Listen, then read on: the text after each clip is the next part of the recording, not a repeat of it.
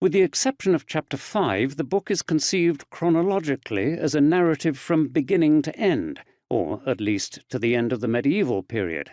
As such, the principal analytical tool of inquiry is the study of change over the course of centuries. Chapter 1, The Emerging Tradition, explores the origins of monastic practices and ideals from the first appearances of the term monk and the spread of these practices to most parts of the Roman world.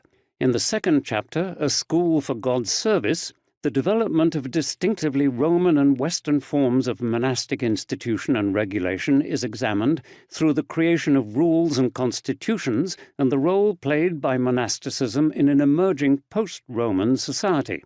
Chapter 3, Parallel Paths, explores the parallel developments in institutional monasticism in the period of the separation of Eastern and Western Christian worlds in the early Middle Ages.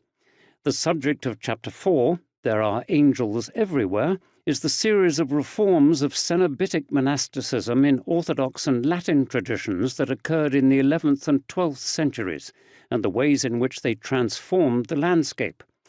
In Chapter 5, The Mill and the Grindstone, a different approach is adopted in order to convey something of the normal modes of interaction between monasticism and lay society. Finally, Chapter 6, Fruit in its Season, shows how monasteries developed as institutions in the period from circa 1200 to the mid-16th century, when they experienced profound disruption across the Christian world. This is, I hope, the most meaningful and coherent way of explaining medieval monastic history to those who are coming to it from a position of inexpert or incomplete knowledge.